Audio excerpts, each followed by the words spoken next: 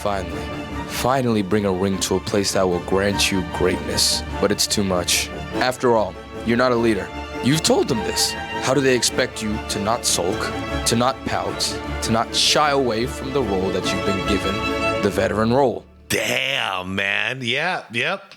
You're entitled to your opinion. All right, welcome back to the show, everybody. Hope you all are having a good day so far. So this video actually popped up on my feed. It wasn't requested or anything, and it caught my attention because, I mean, you know, I've been on one when it comes to Kevin Durant for about a year now, or, well, about 2 years, really. And it's kind of all come to this. And, you know, everything that just happened between, you know, Houston and LA in that first round and KD ducking out and everything. Everyone's kind of catching up, and it's been interesting for me to kick back and watch some videos of people and their opinions on Kevin Durant and how it's changed over the years. And this one's no different. This one's titled Kevin Durant Ruined His Own Legacy. And I watched the first about, I don't know, minute of this video, and I've stopped it and said, you know what? I think this is going to be a good reaction. So, guys, this is from a YouTube channel called Kint Kam 11, I believe that's how you pronounce it. Either way, I'm gonna stick the original video down below in the description for you guys. So if you guys end up liking this video, you can go ahead and check it out the channel. And yeah, there's going to be a list of channel members down there as well. I appreciate you all.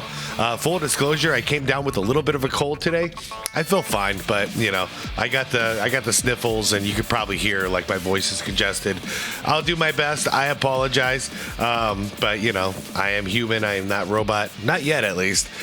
Anyways, guys. Let's do it. Like the video if you could. Hit that hype button if you got any left. You guys have been crushing it with the likes lately, and I appreciate it. Guys, let's get right into this, and here we go. Imagine, you're 37 years old, a two-time NBA champion, top 5 leading scorer of all time, worth several $100 million. Would you be unhappy? I'd be happy. I wouldn't be happy about the way I won those championships. So I wouldn't be talking trash to people or acting like I'm better than anybody. But yeah, if I was worth that much money, I mean, come on. I mean, I'm happy now, and I don't have a fraction of that kind of money. But if I had that kind of money, whatever, you know, I did it. I wanted the game of life, I guess. But those 2 championships, knowing that as a hooper, knowing how I won those 2 championships would never sit right with me. This is the question that Kevin Durant, rather desperately, is trying to answer. A man formed and shaped by the game of basketball, he remains trapped by the bounds of the game that made him a star. This game is defined by winning. It's ingrained in us as athletes. From the moment we can walk and understand, winning feels good. Losing feels bad. Yeah. You don't want to lose. So you win, and win some more. Before you know it, you've made it. Your dream from childhood, your mom, the real MVP, will be taken care of forever. And because you play a game that embraced you when it felt like no one else did, you're drafted across the country to a team, a city in dismay. But they embrace you there. Shout out as Seattle their fans. shining hope. You are their light, and they love you for it. You're then uprooted, whisked away to the country plains. But they love you there too. Other stars join your stratosphere, and you begin to look formidable. You're scarcely in your early 20s, but you're going to win again. This time at the highest level of basketball, your saving grace. But a power above you strips one of your stars too soon, before you reach the peak of your strength. Then another power strips your other star, leaving you to fight alone. You become the best player, but you don't win. Many still call you number 2, but it's all right. Another power strips you from your game that you love, but we find out eventually that... It's deep, man. It's deep. This is a good video.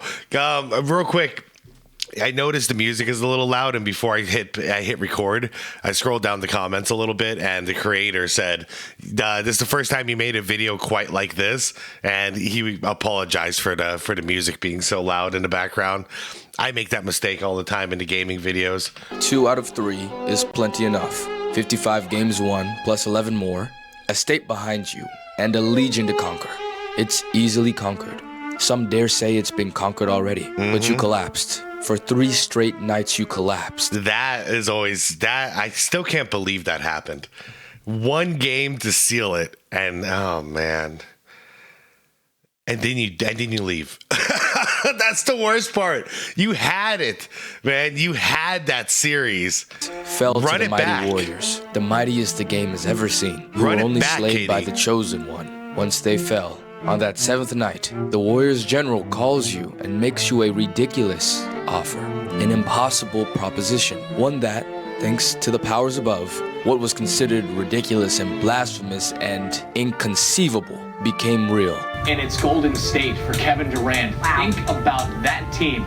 Think about a 73-win regular season team, 1 win shy of back-to-back NBA titles, and they just got the last MVP to win that award, not named Steph Curry. Unbelievable. Why do you? And I was a KD fan before this, and I just remember writing him off when this happened. And then I was also mad at LeBron because I'm like, look at what you started, man. Look at the crap you started. But yeah, KD doing this was just the ultimate. The ultimate. 1 game away from beating these guys in the playoffs and going to the finals. And then you join them. I can never get over it. Do this. Well, there are plenty of. Not named Steph Curry. Unbelievable. Why do you do this? Well, there are plenty of answers out there. None of them completely right or completely wrong. But whatever words are thrown out there, from you or your compatriots or your critics or your believers, there is one unequivocal truth. You want to win. The logo himself urges you. Your greatness cannot be recognized unless you win championships. You want to win, to be recognized. Wait, what did he say? West has reported that we have told Durant that his greatness won't be fully recognized until he's playing for championships. That point also had him hit home for a 4-time scoring champion and a 2014 MVP. Blah, blah. Your greatness cannot be recognized unless you win championships. Yeah. You want to win, to be recognized so badly. You scorn the hard way. The right way, so to speak. Yeah. And choose the easy. And that's why Jerry West, I mean, no matter what, it's an impressive story because he stayed there. You know what I mean? He stayed in LA. And losing in the finals year after year after year, even winning a finals MVP during a finals loss. Incredible. The patience and the commitment in order to do that for Jerry West. But imagine how good that must have felt when he finally won one there. That's what KD missed out on because that's what we would have respected. You know, think Dirk Nowitzki. He won 1 championship, but we hold him in such a high regard because he stuck it out and eventually won one with his original team. KD missed out on that. He's got 2 now, but we don't even recognize those 2 as wow. You didn't do anything spectacular. Dirk did. Jerry West did too. His basketball decision in the history of the game, stretching far before you were born and long after you leave the game. You travel back to the West Coast, but instead of a loved one, you become an outcast, a mercenary. Yeah, a merchant. mercenary. But this was all planned. It's Your a hired supporting gun. star wasn't strong enough, and looking back at it, maybe you were right. You needed, as a purist of a game, the best environment to thrive, and thrive you did. On the most powerful team on earth, you were its most powerful player. You win again. Not 2, not 3. Okay, maybe just 2. Yeah, but you just did. 2. You won Definitely the MVP just again 2. and again. But are you? After your 2nd title, your unity, the meshing and melding of basketball is perfect. The irony is, LeBron stacked the deck in Miami and came away with only 2. KD really stacked the deck in Golden State, and he also only came away with 2. It's interesting. It's interesting. No matter what these guys do, they can't compete with Jordan's 6 or Magic and Kobe and Duncan's 5. They can't. And those guys all stayed. They did it with 1 team. And these guys team hopping, they got 2. Nirvana starts shuddering, grinding, and clanking as the league's future strips the ball, the beloved basketball. The cracks that were not but a hairline begin to separate. And then you are faced with yourself. In the worst basketball way. You were the most powerful player on the most powerful team on earth. But were you loved? Did anyone love you there? Did they appreciate you? You wonder. You won, but the golden child stole your shine. It never became your team. It never really was your path. But you were fine with that. They didn't give you the nickname, Slim Reaper for nothing. You prefer Or currently Kevin Durant. to work silently, to be inevitable. You're not a leader. I'm not a Yes. Wow. Wait. leader. I'm bad at saying, stand behind me and follow me. Wait. Steph Curry is the face of the franchise, and it helps me out because I don't have to. Wow. I don't have to be the leader. I'm not a leader. I'm bad at saying stand behind me and follow me. He just recently said the same thing this season in Houston. Yet he takes so much offense to the Charles Barkley bus rider thing. This is exactly what Charles Barkley was talking about. If you're not the leader, you're a bus rider. If you are the leader, you're the bus driver. It's not a difficult analogy. I don't know why KD can't figure out why. Oh, yeah, he's true. It's true. He's right, you know? Or if he doesn't like what Charles is saying, then maybe learn how to become a leader. But he's still not that. And it's funny that he's not that in Houston because he was clearly the guy there. He was supposed to be, at least. He ended up being a no-show. But you would think he'd be a leader there, but he made the exact same statement again. I don't want to be a leader. I'm not a leader. I don't like leading. Okay. Not a leader. I'm bad at saying stand behind me. And Dude, we're going to compare you to Scottie Pippen. Not the Jordans and Birds and Magics and all these guys. We're going to compare you to Scottie Pippen. Robert Horry.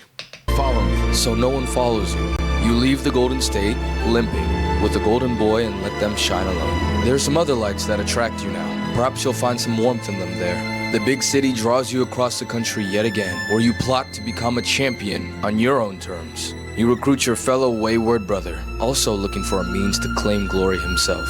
You choose the number 7, for the 7th day that God made the world. You sign on 7/7. This would be your crowning achievement. Really? And it would give you peace. But your foot is too big. You almost make Yeah. it. But the same foot, that same foot that has taken you from the game time and time again, has found yet another way to rob you of your desires. You try to salvage. Yo, anybody know what size shoe KD wears? I'm curious. I got a 14 on me.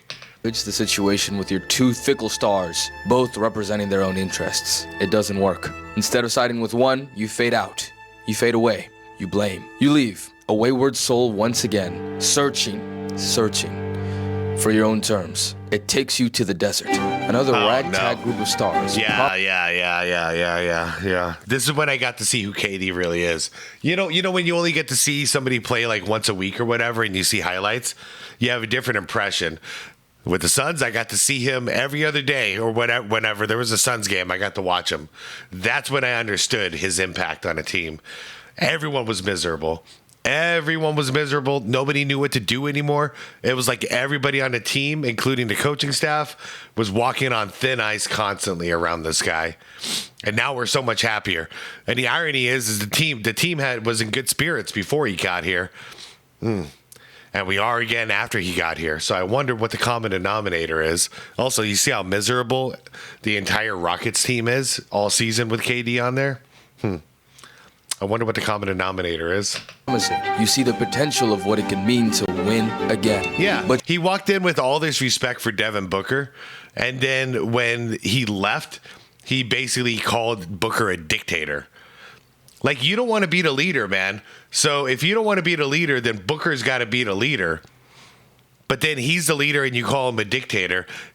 Eternal victim, man. I swear to God. Guys like KD, like, I could never hang with in real life because no matter what happens, they're just going to blame everybody else for their misfortune. you don't.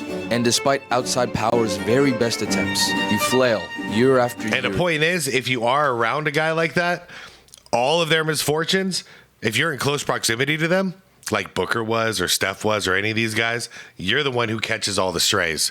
You catch all the blame because this guy, yeah, that's it. You know? I don't know, man. It's weak. That's all it is. It's a weak mentality. Stars promising. You see the potential of what it can mean to win again. But you don't. And despite outside power's very best attempts, you flail. Year after year, you waste away in the desert. You become the glue keeping together the best scraps that the league has to offer. It doesn't work. And they can't keep you anymore.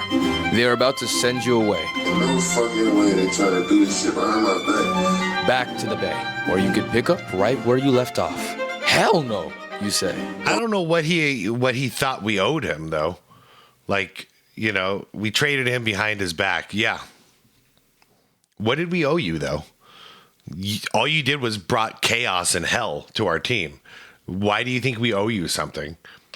Don't send me to the Warriors. That's what I was saying. I know she got to train like somewhere else but the Warriors. Somewhere away from those cats. Yeah, apparently that was going to happen. We were going to trade him back to the Warriors, but then he vetoed it. So we did do you a favor. Stop complaining. You could have, if you had zero choice in this matter, you would have ended up back with those guys, and you would have had to like own up for your mistakes essentially. But we let you dodge a bullet, and you still complain. It's still our fault.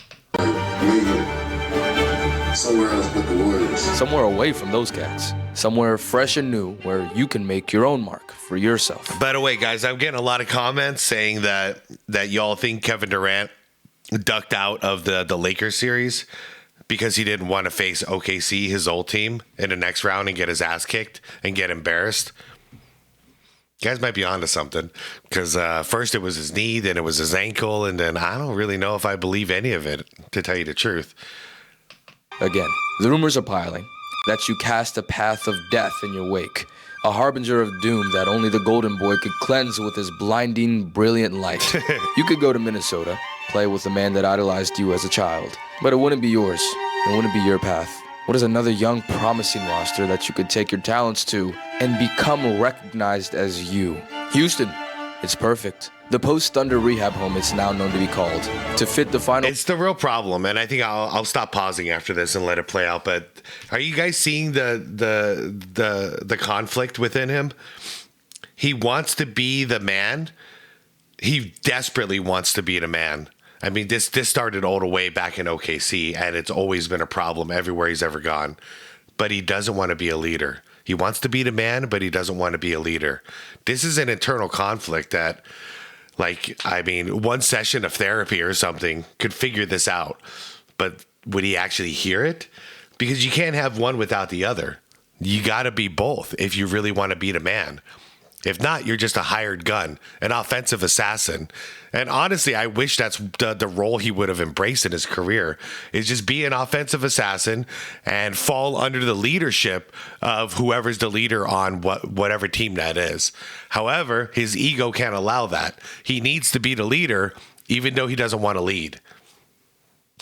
He created his own hell. Houston. Okay, I'm going to back it up.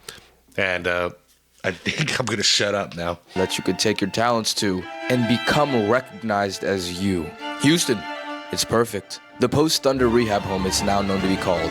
To fit the final piece of the star-studded dynasty that could have been. I didn't think you about attempt that. to bring what your former co-stars could not. And finally bring a ring to a place that will grant you greatness. But it's too much. After all, you're not a leader. You've told them this. How do they expect you to not sulk, to not pout, to not shy away from the role that you've been given, the veteran role? Damn, man. Yeah, yep. You're entitled to your opinion. Should have been Fred or Steven to help these young men become great. Hell, the head coach, Ime, where are you? Jabari is a Yeah. Why would you give a damn if he looks up to you? You can't win with these cats. Again, you look for solace in the most beautiful invention that God ever created. Yeah, do you notice that too? Okay, I'm sorry. I'm going to pause into oblivion.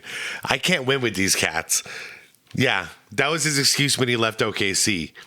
You know, I can't win with these cats. He didn't like his coach, and he didn't. You know, he said he couldn't win with Russ being his running mate. Who the hell can you win with? Who can you win with? It's not everybody else's fault, dude. It can't always be everybody else's fault. Invention that God ever created. Remember Magic Johnson? Magic Johnson had the mentality of, I don't care who the hell's on my team. We're going to win, you know? Like, that was the mindset. And he still talks about it to this day. You know, it doesn't matter if he's at a park and he meets 4 random dudes. We're winning. Like, that's the idea. But if you go in with the mentality and the mindset of, I can't win with these guys, the battle's already over. You might as well just give up and retire. I don't know why he doesn't retire, honestly. He's rich. He's wealthy. He's always going to go down as a top whatever, like top 20, 25 player, whatever you want to categorize him as. He's always going to be there. You know what I mean? Isn't that enough at this point? Because it doesn't look like he enjoys this. created. Social media. Let's interact with the people. Oh, no. Let's give them a piece of your beautiful basketball brain. Yeah. It's not an addiction. It's something to do. Yeah. Leave me alone. I do me and I chill. Yeah, it's something to do while he's just like sitting around and smoking some weed, man. I get it. But this is not a good idea. He should do something else. Read a book, play a video game, anything but what you're doing, man. Just, yeah, for real, chill. Chill. What you're doing on Twitter is not chill. So, why don't they get it? Fred went down. Damn. Yeah. No shooting. Steven went down. Damn. The boards. The veterans absent. The Rockets turned to the man with 2 finals MVPs. I mean, a real champion would have stepped in because he's 7 foot, 6'11". If you guys are still in denial, whatever. He's a 7-footer. A real champion would have said, okay, we have a gap now with rebounds. You know? All right. I'm the guy. I got to step up. I'm a 7-footer. I'm going to compensate for those rebounds. Nope. He decided to play point guard. You know, like that's the role he chose. Like, okay, I'm going to step in because Van Vliet is injured. So I'll be the new point guard. It makes 0 sense. 7-footer, get in the block. Experience being the most powerful man on the most powerful team on the planet. Best basketball team man has ever known. But he's tweeting at the All-Star game. I'm gonna turn the ball over with this team. I don't care. Your franchise player can't shoot or defend. That's a way bigger issue than my turnovers. And Jabari? He's low-key retarded. Following All-Star game, KD's teammates decided to keep it strictly on court. They never really found out if their leader wanted them to get off his Dickerson. Kevin Durant, once more. You've sucked the potential out of a Wait, friend. what'd that say? Oh, sorry, guys. Oh. What'd that say? Kevin Durant's sick. Should have played. Kevin Durant, once more. You've sucked the potential out of a franchise. And once more, you will leave nothing in its wake as you drift and drift to your basketball end. Thanks for watching. Damn. What is the happiest you've been as a professional? I don't even like to use the word happiness. That's just a fleeting feeling. It can just go so up and down. I don't want to chase that feeling. It's just not the efficient way for me to live. I feel like just having peace and really simply just enjoying being alive every day is the best place for me to be. You know, I don't want to be happy and sad. Like, I don't even want to have to go through that. I just want to just kind of float through life. I experience so much. Say it again. Like, I don't even want to have to go through that. I just want to just kind of float through life. I just want to kind of float through life. I think he just summed up his problem. Experience so much. I just want to take on every experience for what it is and enjoy it in the moment, you know? So I don't want to chase. All right, that's it right there. So he doesn't want to chase happiness. Now, I agree with that. Because a lot of people think happiness is like a state of mind or a destination that we can find. And I've lived long enough to understand that that's not the truth.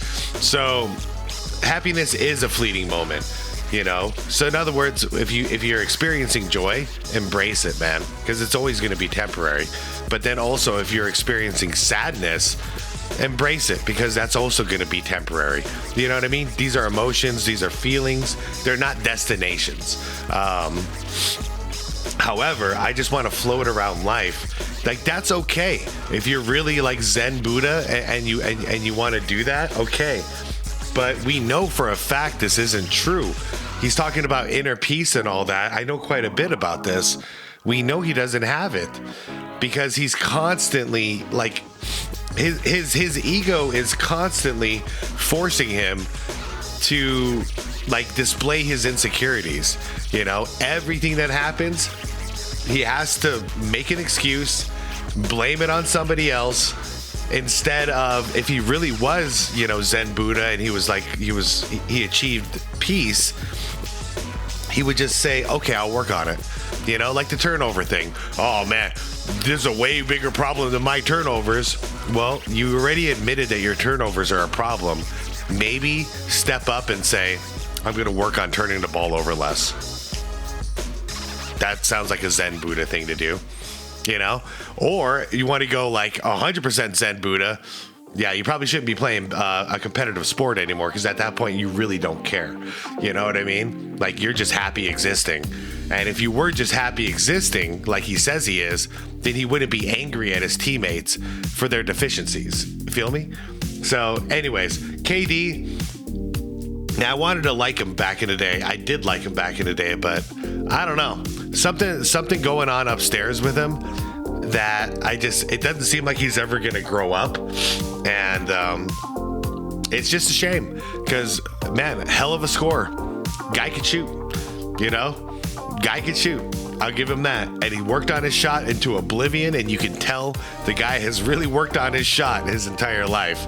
But outside of that, I don't know, man. And his 2 championships are with the stacked and loaded Golden State Warriors. That's the crazy thing. You know, when he left and he went to Brooklyn, I think we all thought he's got a shot at winning more championships. It would have changed the narrative. But now he's at the end of his career. You know, last couple of seasons here, if he's lucky, if his health allows him to. And it looks like that's going to be it. 2 championships, and both with the Golden State Warriors. Steph's team. Scottie Pippen. I'm out of here, guys. Thank you so much for watching. Remember, the link is down below for the channel if you want to check it out. It was a really good video. And yeah. All right, guys. I'm out of here. Like the video on the way out. Subscribe if you want more content like this. If you thought this was a good video or a good reaction, hit that hype button to boost the message. It'll amplify it and get it out to more viewers. And yeah, be water, my friends.